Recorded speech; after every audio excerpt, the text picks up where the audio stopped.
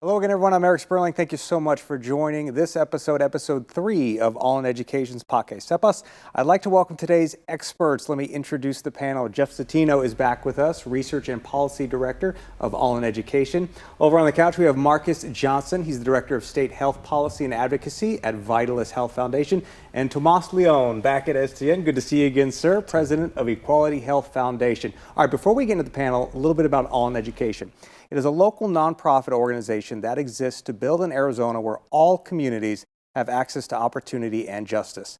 Now, their work is focused on strengthening the Latino community by closing the representation gap to build power, influence, and authority across Arizona boardrooms and classrooms. Through this monthly series, Sepas, All in Education is working to bridge their advocacy efforts across multiple factors outside of the classroom that are impacting the educational outcomes of students. They are calling these factors the social determinants of education. Now, Sepas will focus on having real, thought-provoking conversations with leaders and community members and identify solutions to work towards creating meaningful changes in the systems that are meant to serve our community. So today's conversation will expand on how healthcare impacts the educational success of students and how the social determinants of health inspired the social determinants of education. So before we start the panel, let's hear from our friend Emiliano as he describes how healthcare impacted his education. 8 years old, my parents working multiple jobs, and the only thing that they could feed us was fast food, really greasy food, get in, get out, get ready for work. Mom pick us up, go to work, leave some McDonald's on the table, Little Caesars pizzas, and then there we go. Unhealthy snacks in the house. And so, yeah, they kept checking. They're like, why is, you're 8 years old, why do you have high blood pressure? They ended up finding out that I was pre-diabetic. 8 years old, and I was pre-diabetic. And they also found out, like I said before, my mom had thyroid issues. They also found out that I had thyroid issues. So I was 8 years old, getting blood work done almost on a monthly basis. 1 to 2 months I was, getting blood work done. That's one of the, symptoms of being in poverty, right? There's higher health issues. I actually studied healthcare in the healthcare system. And that's what we see is, higher rates of, diabetes among the Latino community. My parents started making a little bit more money. People started leaving the home. My siblings started leaving the home. We were in and out of access. Sometimes we would qualify, sometimes we wouldn't. So my parents either had to pay out of pocket or I wouldn't go to the doctor for, sometimes. Because, my parents have made a little bit too much to, be able to qualify. And so my parents would have to pay like $100 or $200 out of pocket. It was crazy because this was my health. It was my health and as a kid, you don't really understand it, right? You're like, but you start understanding it as super fast, and you're just like, oh man, I'm not normal. I'm not normal compared to other kids. I had to leave school certain days. I had to get out of school early for doctor's appointments. I would literally go all day to the doctor, miss class, maybe fall behind on some of my homework. It sucks, as a kid, going to school and seeing kids, your age, not going through what you're going through. It hurts a lot, emotionally and mentally, and and it affects you in school for sure. And you're just like, you're different. All my mom would say is, just drink your medicine, go to the doctor. She didn't really think about what I ate, if I was drinking enough water. There was always soda in the house. Yeah, I was going to the doctor and I was getting checked and I was getting my medicine. But at home, we weren't doing the work that had to be done for me to lose weight. Education did push me out of poverty, and now that has helped me improve my health. And I'm pretty proud of myself for that. I actually ended up losing 65 pounds, and now I'm not pre-diabetic. We need to have universal health care or some sort of equitable access for those of poverty status. But also is like educating more. There's not enough education for parents and families on healthy eating and healthy, living for our communities. and doing, addressing other social determinants of health. Wow, another powerful story from Emiliano. And Jeff, let's start with you from All in Education's perspective. So can you describe a little bit that relationship, a little bit what we're learning just there between health and the influence on education? Definitely. As we heard there, health is complicated, right? And it's all encompassing. So we know in All in Education, we know that the relationship between healthcare and education is interrelated, complex, and layered. Yeah. We also understand that early access to quality healthcare is super important for our children because it's going to set them up to succeed within the classroom. Health issues like diabetes, asthma, poor vision, lack of healthy nutrition, all impact the student's ability to be present and to be successful within the classroom. Moreover, another important thing for our community is having access to this healthcare, because we see a lack of access within low income and communities of color, which further makes us fall further behind. So for example, we see this huge rise in diabetes right now. Since 2001, we've seen a 45% increase in type 1 diabetes within young people, and a 95% increase in diabetes within young people. And we heard it in Emiliano's story, how he's being impacted. And these impacts, they follow you across your lifespan, right? If you don't diagnose and treat these health issues as early as possible, they become chronic diseases and very expensive diseases for the healthcare system. So that's why in All in Education, we try to bring up healthcare as a social determinant of education, because we know how important it is for our students to succeed. Yeah, some of these diseases you were just talking about, it's diabetes, these require quality healthcare visits. And so Tomás, let me ask you, and you heard Emiliano talk about it too, lack of access. So let's talk about some of the things being done to help these communities where, somebody like Emiliano who's dealing with diabetes but doesn't have access to the type of quality healthcare that he needs. Yeah, access is a part of 3 areas to focus on: access, affordability, and quality of care. But when you look at access to coverage, making sure that young people and their families have access to health insurance that affords them the opportunity to go in and get those health care visits and prevention screenings done, et cetera. But when they're living in healthcare deserts where they don't have access to a health home or a regular healthcare provider, it makes it difficult for them to get those early prevention screenings and get the healthcare that they need to help them achieve their optimal health in life. And so part of that is coverage, making sure people have health insurance coverage, so that that's not a barrier to good health. Mm-hmm.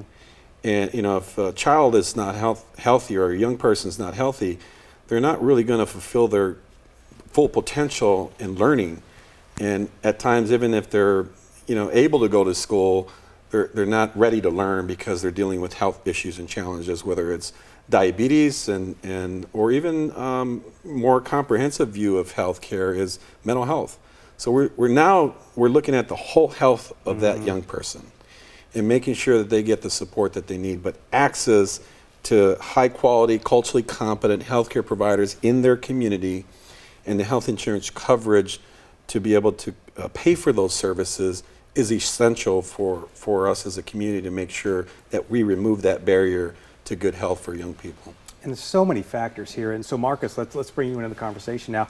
We're talking about the social determinants of education, but we've talked a lot on this stage about the social determinants of health. Mm-hmm. And that's the work that you and Vitalyst do all day over there. So can you explain to us a little bit about the social determinants of health?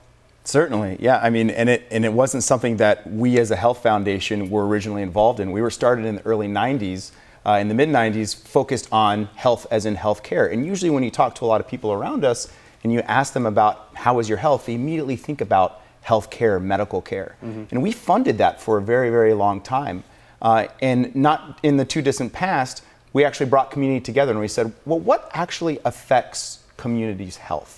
Is it just medical care? And what we found was, no, that's a piece of the equation, but it's also education. It's whether or not people have access to transportation. It's whether or not people have a roof over their head. If you do have diabetes and you need to have an insulin shot, do you actually have enough money to pay your electric bill so that you can refrigerate your insulin each month? So there's all these factors that exist within the conditions around us, not just inside of us, that ultimately determine our health and well-being. And so that's the work that we've been focused on for a very long time now. So we're not just a healthcare foundation. Yes, we do focus on access to health insurance coverage. We do a lot of work in coverage, actually, and recognizing that there are nearly 800,000 Arizonans still, to this day, who don't have health insurance coverage. And most of them could get access, so free coverage, or they could qualify for subsidies on the Affordable Care Act in the marketplace. But there is still so much room that we need to go in order to get that access to coverage built up more. So we're still focused on housing, we're focused on transportation, access to healthy food environments. You heard the young man on the video today talk about, he didn't really know about what his diet was doing to his body. That's one piece of the equation, but also whether or not they even have access to a healthy food outlet nearby is really critical to look at as well. And I'm not going to let you sell yourself short. You guys have done such amazing work around collective impact and using that community wellness wheel as a shift in paradigm, right? Like before we were talking about healthcare and health happens at the doctor's office, but we understand now that health is part of a whole community effort, right? And just by changing and flipping that paradigm on its head, we've been able to open up opportunities and doors to collaboration. So for a long time within the advocacy space, we've addressed issues on a one-to-one basis, right? Is it an education issue? Is it a housing issue? Is it a healthcare issue? Now, because of the collective impact efforts that have gone on, we see on-ramps into each other's community sector, and we're beginning to talk about health and education and housing and community wellness in a different way. So there's so much power within being able to talk one another's language and being able to identify unlikely partners to address these very complex community issues. So powerful. I mean, I just love, we talk about breaking silos, but even in this moment, you have Vitalyst Health Foundation sitting there with Equality Health Foundation, with All in Education, all sitting here having this discussion and focusing on solutions. I want to bring the conversation back to Marcus and some research about tying education into healthcare, where lower education attainment suffers poor health when compared to more educated populations. Seems a little like common sense, but there's a clear body of research here that supports education as an avenue to better health. So how can we kind of solve for both there, because they both feed into each one? So how can you address both at the same time? It's a great question, and I love the word, how is education an avenue into health? How is health an avenue into education? And the answer is simple. It's collaboration. The solutions are really, really complex. You have to start to understand that if I'm a medical care provider, that my patients are also people, right? And that they might be a student, they might be a mother or father, and they have a lot of other issues that are going on outside of the four walls that I see them within. If I'm an educator, it means understanding that my student is only with me for a certain period of the day, and then outside of the four walls that I see them in, there's a whole other complex environment of issues that are affecting them. So it doesn't mean that all healthcare providers need to know every single thing about education, or everything about housing, or everything about transportation, but at least have the connections to be able to connect your patient, who is also a person, to those resources. As a teacher or a school district, have the ability to connect your students and your families to certain resources around you in order to make sure that they can be well, to live in a vibrant community, and ultimately show up ready to learn. And that takes collaboration. It means reaching out to people that you may not have reached out to before, making new sorts of partnerships, figuring out where your end game can also be somebody else's avenue or the means to their end game.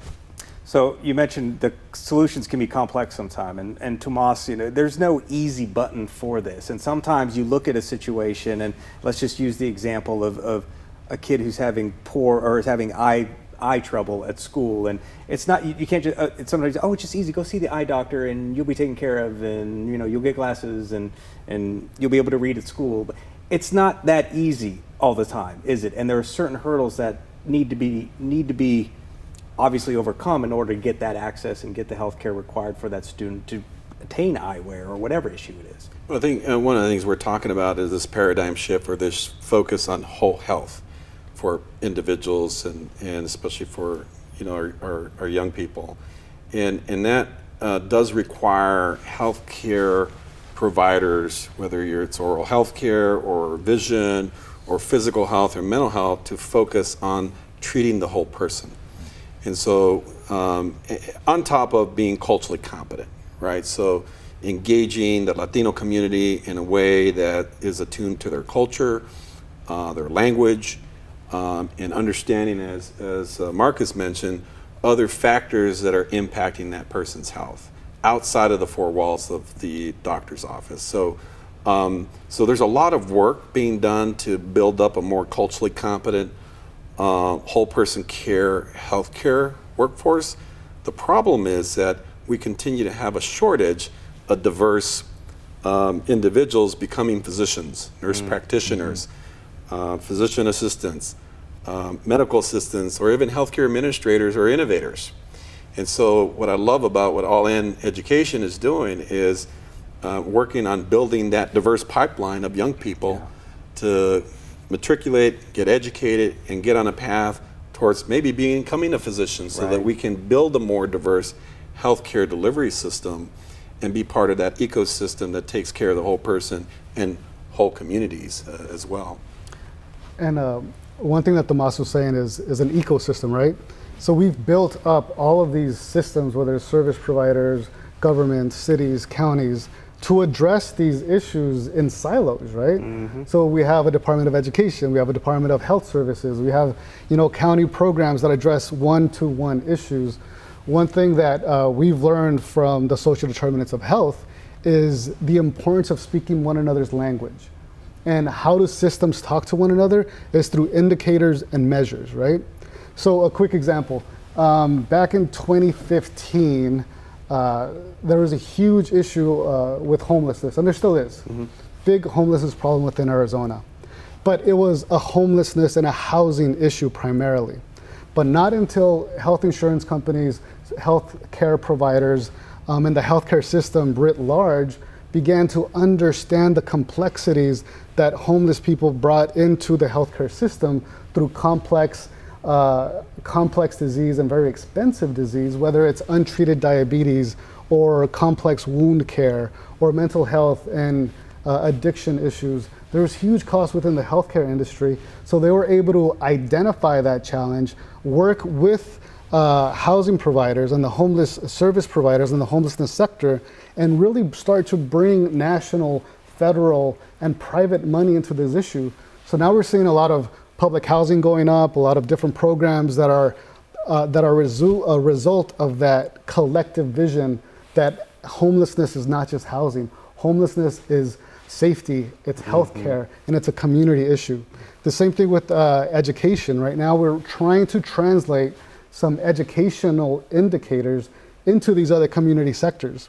So for example, absenteeism. What's at the root cause of absenteeism? Lack of access to reliable transportation or lack of access to public transportation. Housing issues and housing instability, whether you have a family going from one rental apartment to another rental unit to another rental unit, and that child needs to change their classroom and their school system to follow along that path of unstable housing, right? Or healthcare issues.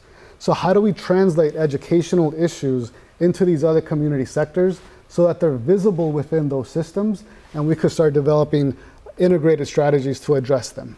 And that's part of what really excites me just in building collaborations.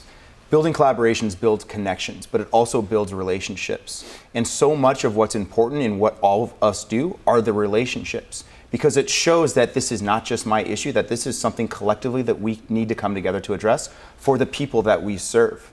And ultimately, the hope is that that also means that we'll all be advocating potentially for those issues that isn't just healthcare, isn't just education, isn't just housing. That when you have a healthcare partner coming to the table and saying, hey, we need more funding for housing, or you have a housing advocate coming to the table and saying, we need more funding and resources for education, it turns people's heads in a new way, and they say, oh, okay, this isn't just the typical folks who are always knocking on our door to get more resources. Tomás, I'll let you weigh in there because there's a lot of that going on in your world right now, what he just talked about, these collaborations sparking up and actually creating change in communities that need it most. Yeah, one of the things, a recent example, we're working on implementing a well-being transformation initiative in South Phoenix. Yep. South Phoenix was devastated by this pandemic. You know, we have a large diversity of Black and Hispanic members that live in South Phoenix, and so we want to create a pathway to education for young people in South Phoenix to continue the education and create greater access to quality healthcare. But you know, it can't be done alone. It's not the work of any one person or one organization. It requires cross-sector collaboration and coordination with state, local municipalities, with community-based organizations, civic groups, and other philanthropic partners, and higher ed, to be working together to create a better environment and opportunities for education for people, for young people coming out of South Phoenix. And that's doable, that's possible, but it does require that level of coordination and collaboration and come together and find the best solutions that are going to be supported by that community. And young people have to be part of that solution, right? People support what they create. And giving the people a seat at the table, especially young people, who bring a lot of great ideas and innovation and just fresh creative solutions to what we're talking about, and that's going to create a change that's needed so we can increase the possibility of young Hispanic Latinos to continue and pursue their education and complete their education. I grew up from humble beginnings, so I know what it is to struggle and live in poverty and be challenged by all these barriers and issues. But I know it's possible to create a pathway out of that situation and into an opportunity where I can achieve my highest potential for health. And I think that's what All In for Education, what we're all talking about, is let's create that type of environment for our young people. So key when you said that people support what they create. And then you gave me, and I was reading the Blue Zone book, and a lot of it does have to deal with the social health, the overall social health, how that affects a person's well-being. So maybe we'll just spend a moment going around the couch for a minute. How important is that? I know we've been talking about it sort of through this entire episode, but you said it's not just always about getting your checkup. And because if somebody's diagnosed with asthma and they're sent back into a situation where there's somebody smoking at home and they're depressed and mental health starts to creep into the equation. So how important is that overall social health when we're talking about a person's individual well-being, their environment? It's fundamental, right? I mean, like I said earlier, we can't just be thinking within the four walls of whatever service agency or partner's office that we walk into on a daily basis. We need to be thinking about, you mentioned the word whole person, right? Don't just think about a student as a student. Don't just think about a patient as a patient. Don't just think about the person who you're helping to put a roof over their head as somebody who's housing insecure. We all need to be surrounded by a certain degree of resources, right? Have our basic needs met so that we can actually have upward mobility and create vibrant lives that we want to be able to create. And that doesn't just exist within a hospital setting or within a medical office. Tomás, how about just having that social setting, that peer support group, that, whether it's family, whether it's friends, just how important that is to somebody's health? Well, you mentioned the Blue Zones, which is the model we're looking at implementing in South Phoenix, and it's all based on longevity research, the longest lived cultures in the world. And what do? Well, they eat more of a healthy meals, right? More of a plant-based meals, and they have natural activities, so they stay healthy together, right? Yeah. And they connect with their tribe and their community. Exactly. That social connection and that connection with family, which is part of the Latino community, right? That's a strength of the Latino community, and so we need to do more of that and cultivate more of that. And then how do you downshift? How do you manage stress and anxiety and depression? And then how do you reinforce your purpose in life, right? Whether it's a higher power or your faith or something higher than yourself. So all of that together creates an opportunity for that person to thrive in that home and within their community. So if we are able to address people, places, and policies that creates the right environment for that young person and their family in that community, then we're creating an opportunity for a vibrant community to flourish and for young people to achieve their highest potential for health. Jeff? It's complex, right? Mm-hmm. It's going to take a village. It's going to take attention to all of these really complex and interrelated factors. one of the things that I know for sure is that I grew up with a single mom raising me and three other sisters. So a single mom raising 4 kids, worked 2 jobs, and she didn't have the opportunity to develop a really deep social network that would help alleviate some of that stress. Because the lack of access to resources and opportunity, it weighs on you. Every single day of the week, every single day of the month, especially around the end of the month, because that's when you need to pay the rent. So I remember walking down the hallways in my house, and I remember hearing my mom almost, coming to tears because she didn't know how she was going to make those ends meet at the end of that month. Speaking about longevity, in our MAPA report, our first MAPA report, we published a lifespan study funded by the Robert Wood Johnson Foundation that found that in South Phoenix, that if you take South Phoenix and you take a 20-minute drive to Scottsdale, you lose 14 years of life. That's 14 years of life in a 20-minute drive. Just on those zip code differences, yeah. And why is that, right? Yeah. Another thing that we know is that higher academic achievement is linked with better healthcare and longer lifespans. And why is that? And that's some of those root causes that we're beginning to investigate and really dive deep into, because we need to identify what it is. Is it lack of access to resources? Is it lack of access to opportunity? Whatever it is, we need to get to the bottom of it. And like you said, the youth bring in so much energy, but they also bring in that urgency that we need, because we need to solve these issues now. Yep. Well, let's wrap things up here by moving into the triumph, and maybe each one of us can weigh in on some final thoughts of things that are moving forward. Like we've all been talking about the spirit of collaboration today, and we're seeing it happening, but what other things should we be optimistic about that are happening in our community? So Vitalyst Health Foundation, we're a health foundation. So the closest that I am to this conversation is through a health lens, a traditional health lens. For the last decade or so, healthcare has been trying to find new ways to finance this type of interdisciplinary, multiple systems, cross-sector type work. It's still figuring that out, but it is a huge impetus, it's a big push for the healthcare system, this giant piece of our overall gross domestic product, our country's budget, to start shifting and saying, oh, it's not just medical care, it's all these other things. We'll also need to pay for that in some way. I'm not an education expert, but I do know that in the healthcare setting, finding financing models to be able to incentivize and pay for health and not just healthcare has been a major, major driver of this shift. So I'm hoping and I'm hopeful that in the education sector as well, there are potential conversations that are similar to the healthcare setting to figure out how do we actually buy education in the same way that we're trying to buy health. Tomas, something to get excited about? Yeah, I'm just excited about this conversation. Yeah. I mean, it's inspiring to be working with other like-minded individuals and organizations that are trying to affect change and create a better environment for our young people. At the Quality Health Foundation, we believe in a society of healthy communities where every person can achieve their highest potential for health.